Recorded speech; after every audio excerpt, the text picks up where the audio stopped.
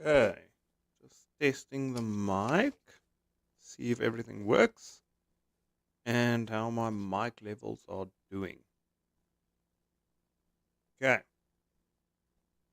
so tonight it's a bit different. It's something new, it's something exciting. Um, I'm gonna dive into what I studied and use some of my knowledge along with some points that I had to look up because nobody ever knows everything. We're gonna take a look at radiometric dating. Radiometric dating and how it's misused and misunderstood and just abused by young earth creationists, where stuff like radiocarbon dating is mislabeled, or dating mislabeled as radiocarbon dating, and vice versa. So without further ado, let me find my talking points. um, yeah, so basically, what we're gonna look at is what is radiometric dating. We'll have some fun in the chat with questions, and if you want to know something and whatever there could be. But we're just going to take a look at what is radiometric dating, how decay happens, what types of decay there is, and why it is such a reliable source of dating. So the biggest problem that I've noticed with young Earth creationists is they claim that we do circular reasoning. The fossil is dated by the rock and the rock by the fossil. That's like the go-to. But what they don't realize is there's other methods of dating the rock and the fossil and using those methods to prove that the rock and the fossil are the same age. Um, sorry, it's just a cat.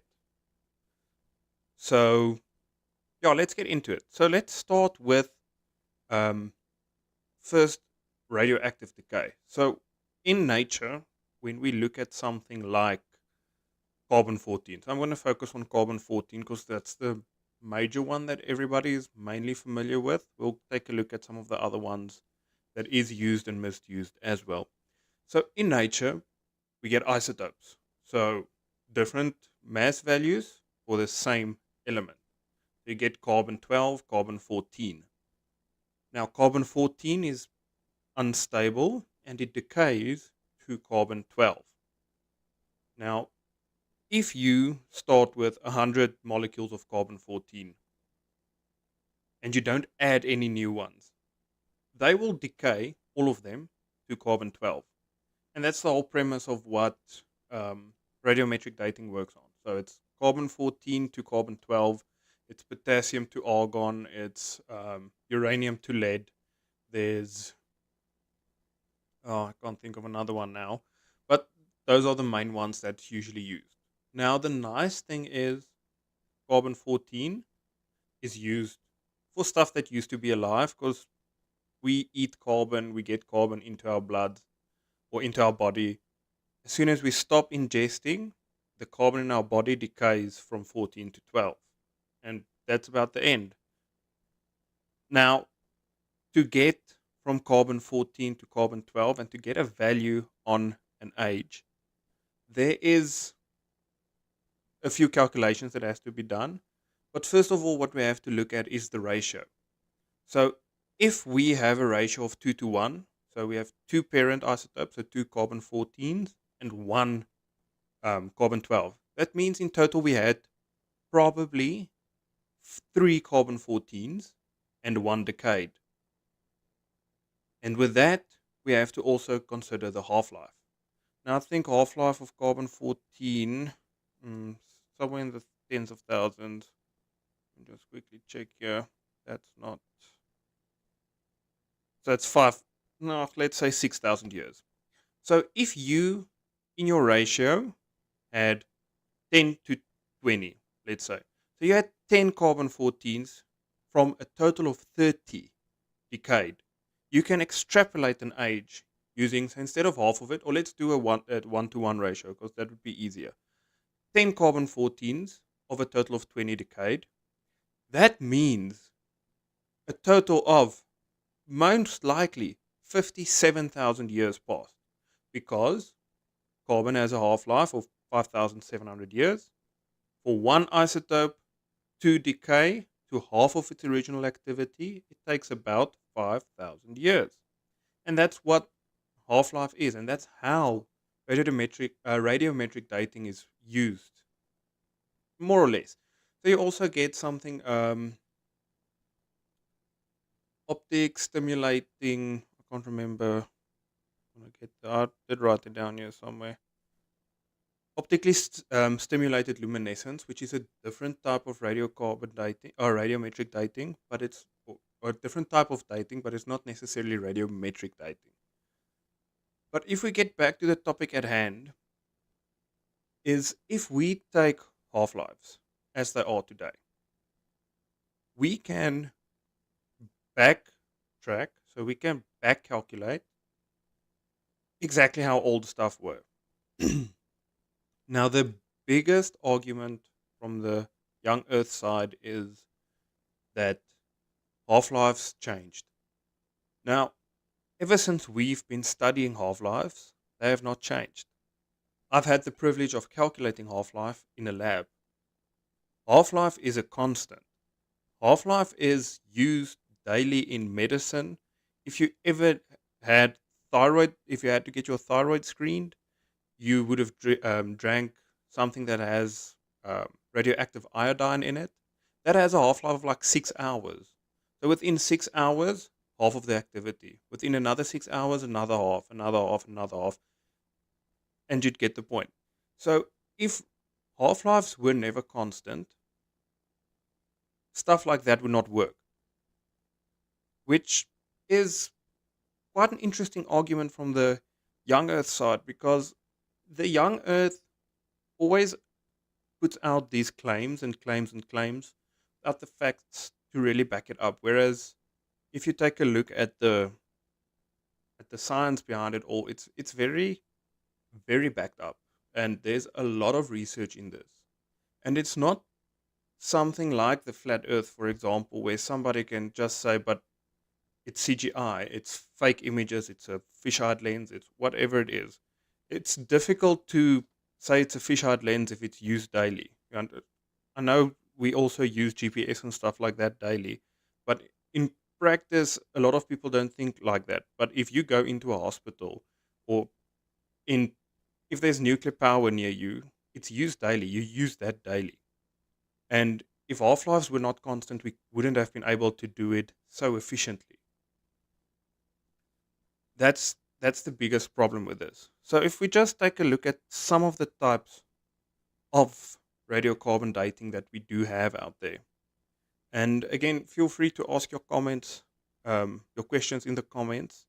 I will answer them as we go through. But yeah, this, like I said, this is just a chat, and um, just just having fun. So stating the obvious says barium meals were often given for exactly, yeah, given for checking your GI tract. So there's a lot of um, uses, especially in the medical field, that work on half life.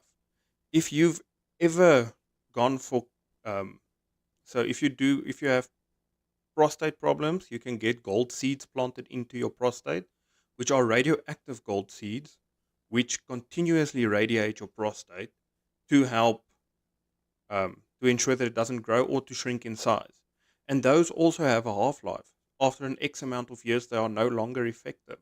So, for me as a young person, if I had prostate problems, I wouldn't have been eligible for the gold seeds.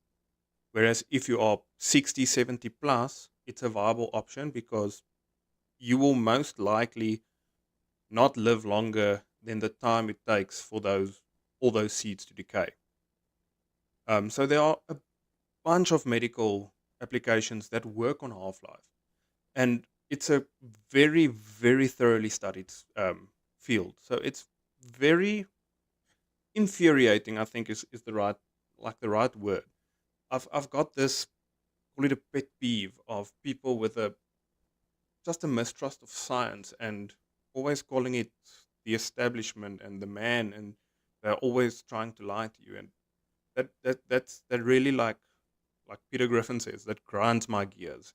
Um, but yeah, I think that's why I also started doing this, because that's my main focus, is trying to combat this mistrust in science, and the people who peddle this absolute nonsense. But let's take a look at something like carbon 14 dating. So we do use it in stuff that used to live. So if it was wood, bone, whatever, like we find clothing, we find shells, we find anything. If it used to be alive, or if it's organic, let's call it organic. So if it's organic, you probably use carbon 14 dating to determine the age. Now, if we go to the creationists' favorite um, method of dating, uranium lead dating, potassium argon dating. So for potassium argon dating, it's like their go-to with like the proof for radiometric dating doesn't work is the Mount St. Helens, that volcano that erupted, and then somebody went and tested. It was millions of years old and stuff like that. So the problem is with radiometric dating is certain types of dating are only valid through certain time periods. So you will not use carbon 14 dating for something that's a million, 2 million, 3 million, etc. years old. You will not use potassium argon dating for something that is only 100,000 years old, or 10,000 years old, or less than 100,000, 10,000, whatever, because the time period that they work over and the error in the calculations, because within science, nothing is absolute. There's always error. So that the time over which it's valid should be greater. I see my camera disconnected. Quickly hold on.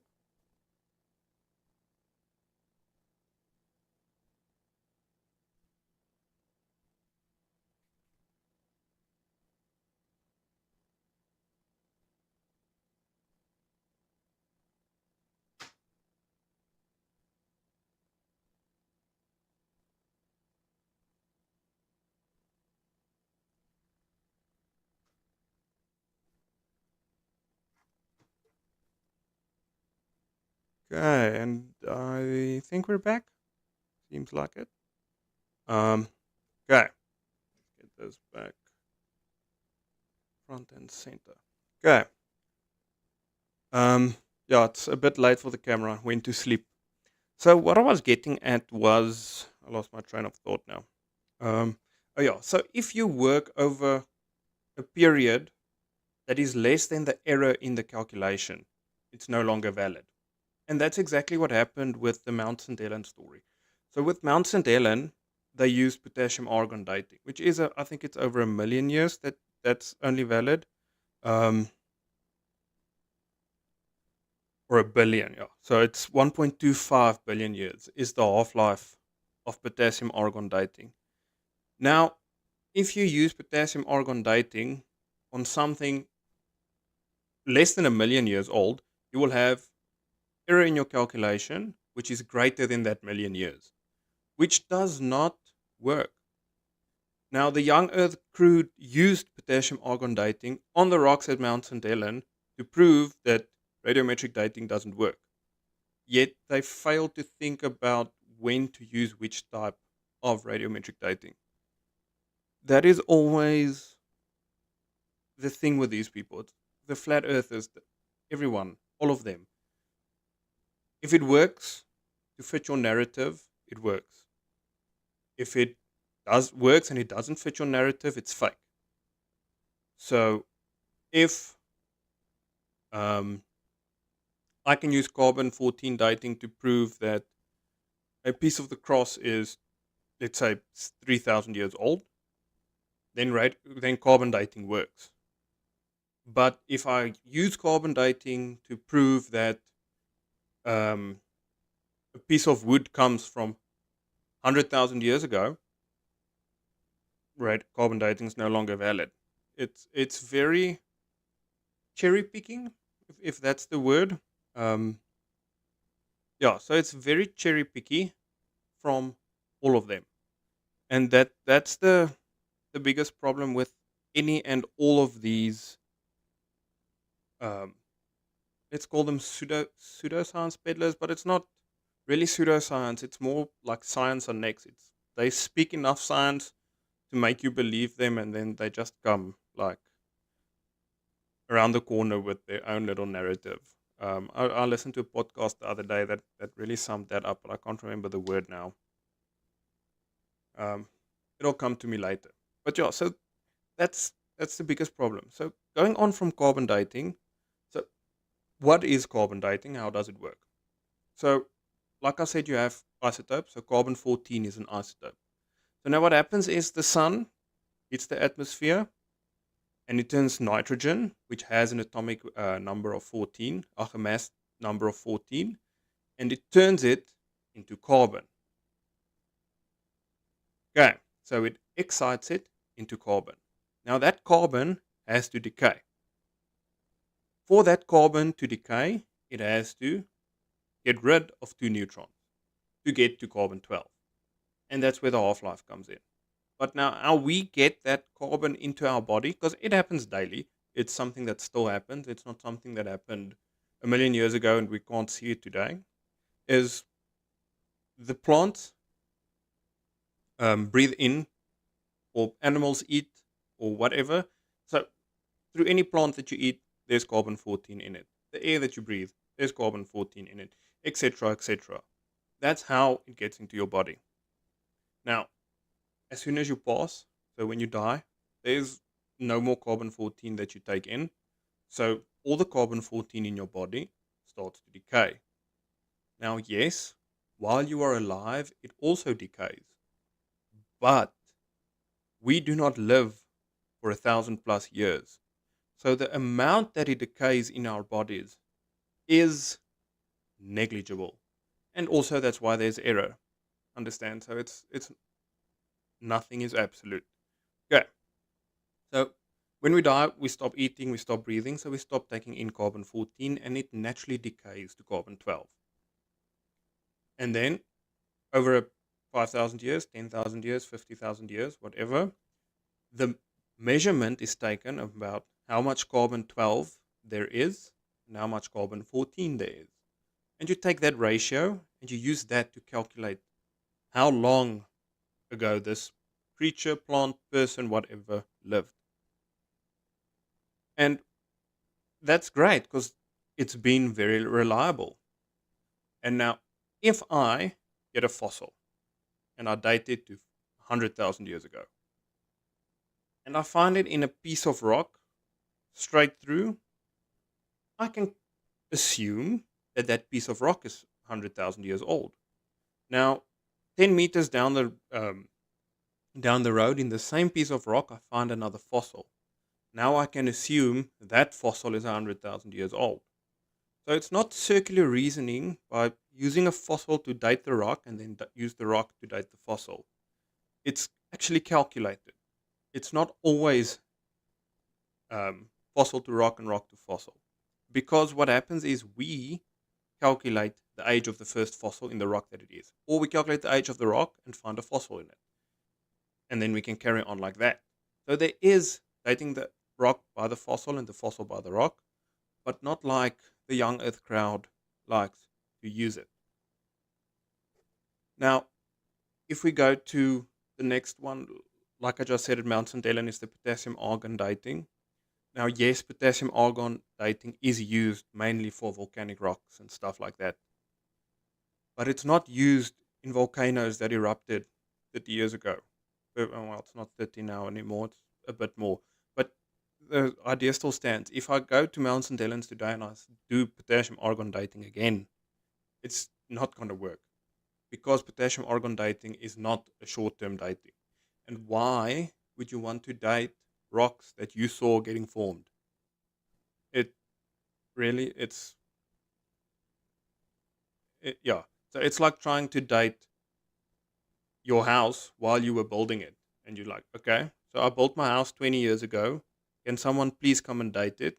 I want to know it, but use like records from 500 years ago about this land. That's the gist of it.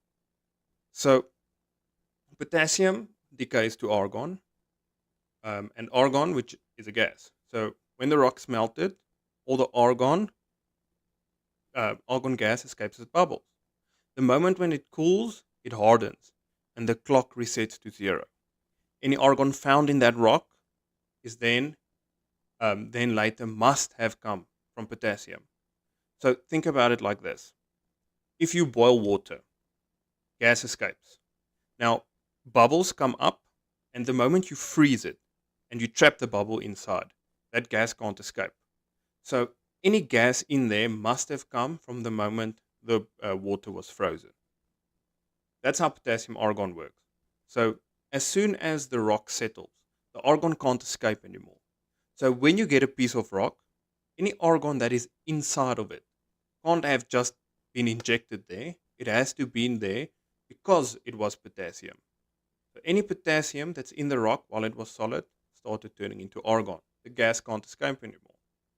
And again, using the ratio, you can use that to calculate how old the rocks are. Now, um, with potassium argon dating, like I said, it has a half life of like 1 billion years. So they use it. So paleontologists use it to date like volcanic ash layers and stuff like that below dinosaur fossils, because, or even where the dinosaur fossils are, because once I have the rock layers age, I can more or less guess what the age of the fossil is.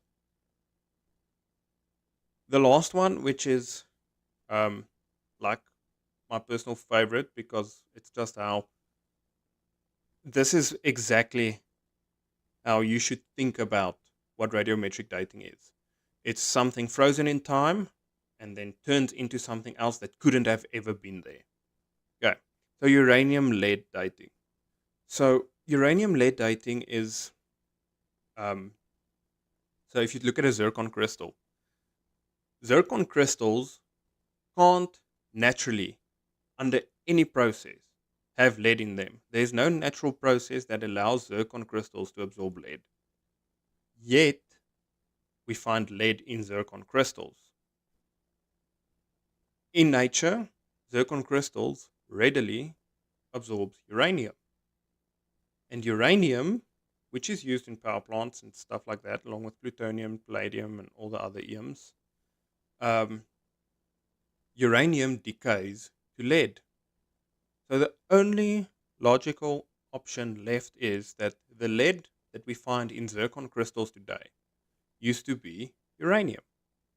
And this is really how straightforward radiometric dating can be if you have to explain it to someone. There's no complex having to worry about even what the half life is.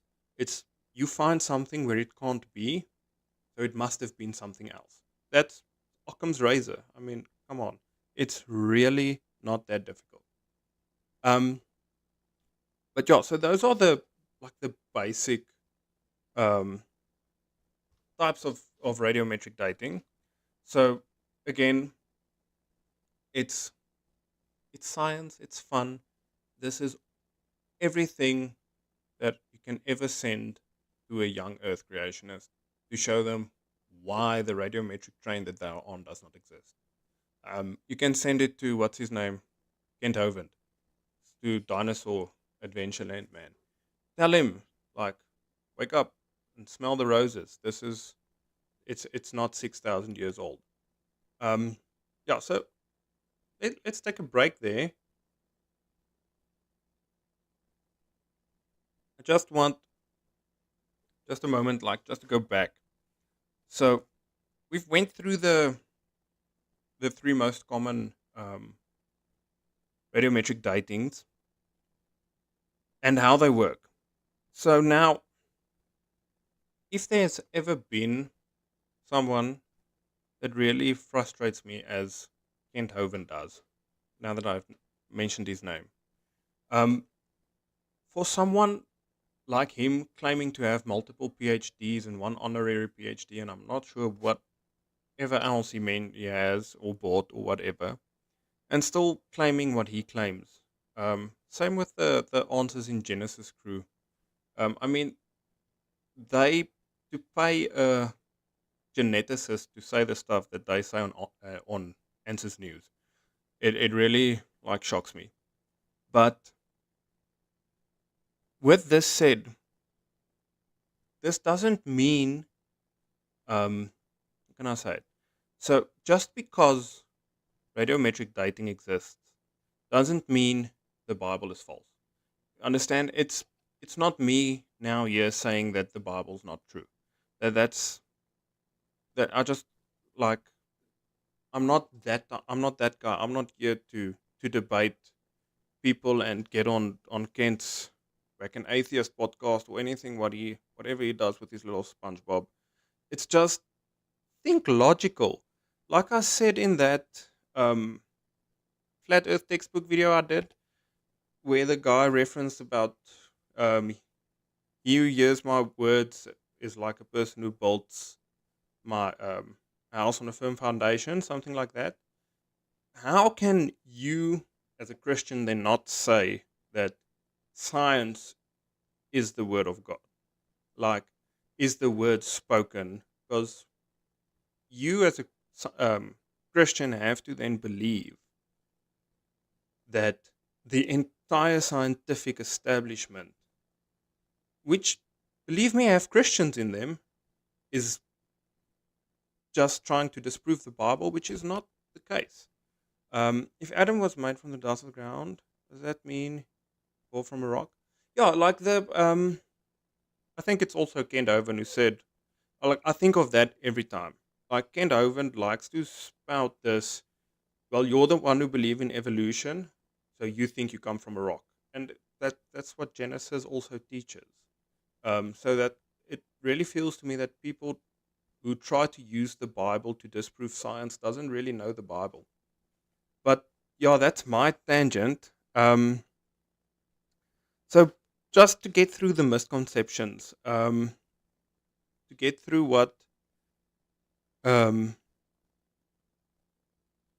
just what most people misbelieve regarding this is that scientists do not use carbon 14 to date dinosaurs or old rocks. Like I said, carbon 14 is useless. I think it's actually past 50,000 years. So dinosaurs did not live 50,000 years ago. So quite useless to use carbon 14 dating in something that's a million years old. Um, with the short of, yeah, here's in my notes, up to about 50,000 years. Yeah, so it's not even 100, it's 50,000 years ago. It's like yesterday. You use carbon 14 for yesterday. Like for very old stuff, like the fossils and the rocks that you use, that they find them in, it's potassium, argon, and uranium lead. That's really the best to use for old stuff. Now again, yes, potassium argon is used for volcanoes, but we for volcanic rock, but we're not going to use it to test how old a volcano is that erupted 50 years ago. Understand? Um, so getting to the decay rates could have been faster. I mentioned it a bit briefly um, in the start of this stream.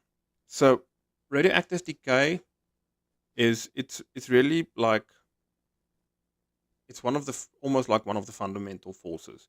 Understand? So it's or actually at least it's governed by the fundamental forces. So the specific one that governs radioactive decay is the weak nuclear force. So it's the strong force, the weak force, gravitational force, and I can't remember the fourth one now. Electrostatic. So those are the four fundamental forces, and the weak force is what governs radioactive decay. So to change a decay rate, you'll have to alter like the fundamental laws of our universe. Like you'll have to rip black holes apart basically to get to this change in decay rate. Um, and to compress billions of years into like 6,000, the heat that would have been generated by this rapid decay throughout the universe would have melted our entire solar system. I'll probably, I do have a value here somewhere. I do not. I just said it would literally melt the Earth. Okay, so the heat that will be generated would actually melt the Earth if you would compress all the elements, radioactive elements, and how far they've decayed up to today. And if you compress those billions and billions of years of decay into a span of 6,000 years, that would melt everything. Then another great one is the were you there? How do you know if you, proof for it didn't happen? It's basically all the same. So how do we know how much parents there was versus how much daughter is left? So that's also one of the most common young Earth arguments. Um, so the claim is that rocks might have been born, in parentheses, like born with these daughter isotopes already in them. So why can't we? How do we know that it definitely was the parent who decayed into this? Well, it's called isochron dating. So isochron dating is not another way of dating; it's just how dating happens. So you take not just one rock and date at one place in the rock. You take multiple samples over the entire wherever you are, and you take multiple points of dating throughout those multiple samples, and you reference them, and all of them come back to the same age. Um, and you also test multiple minerals throughout the same rock. So you don't just test, let's say you have quartz. You don't just, oh, you have a valley and there's quartz and there's limestone and there's whatever different stone. You don't just test the quartz. You don't just test the limestone. You test everything and then you get to your conclusion. um, so yeah, so isochron dating basically just uses a straight graph, um, a straight line graph with plot points, and then it's back extrapolated to get to the point where the age was. And then on your x axis is time, and that would show you how old the rock or the mineral or whatever you currently have with you, how old they are. Um, yeah, so that's about my song for tonight. That's what I want to talk about. I'll probably take some of this and make just a short form video. Um, this is something I've actually enjoyed. I enjoy the getting into the science a lot. Um, and yeah, just a quick backpedal on the not so common types. I just remembered it's like rubidium strontium dating, which also is also used alongside the uranium lead dating. So um, with uranium lead dating, it's not the only one we use. So there's also the rubidium strontium, which gives the same age as the uranium lead, which is just again reinforcement. But yeah, I think let's stop with the lecture with there tonight. Um, I like I said, I really did enjoy this. I am going to have a look at the rest of that flat Earth textbook that we did a couple of like beginning of the year probably. I can't remember. Um, yeah, so we're gonna take a look at that, and we're gonna have a lot of fun with that because there's a lot of weird stuff in there, like most flat Earth stuff. And I've been diving like into the archives with some of the more well-known flat earthers like Eric Dubay and Dirt and all those to get because all of this new stuff is the exact same always. So I'm trying to find like their very like random weird stuff that they did like 5 6 years ago, just to see what how much their view has changed, like before people went to Antarctica and stuff like that. So if there are no comments, if there is yeah, flat Earth, weird. Who would have guessed? Who'd have thunk it? Um yeah, if there's nothing else from your guys' side, I will call this a night. I will then take a break. Won't have next week for a live. Then we'll be back on the 14th. I think the 16th is the next date that I have open for a live. Yeah, thanks for joining me. As always, I enjoy the company. Um, if you enjoy, hit that like and subscribe button, or share with your friends, or share with your local flat earther, or you share with your local young earther. Just send it out there for them to um, get just a little bit of education. If the Earth is flat, why is carbon 60 shaped like a ball? Well, it's because the people who started working on like graphite and graphene and stuff like that, they are really, really interested in like football, but like British football, like the real football, not American football. So they tried to make it round, and then that round shape was used to fool people into thinking that the Earth is actually a sphere. Um, yeah, I think that's the correct explanation to why.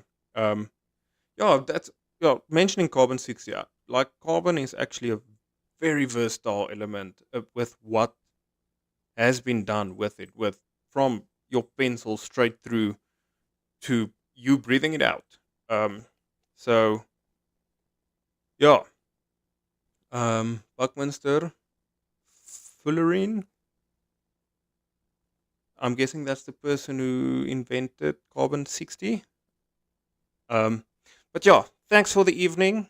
Hit that like and subscribe button. There's a link in the um, description down below where you can suggest some videos. If there's anything you ever happen across that you find facepalm worthy, we can do that.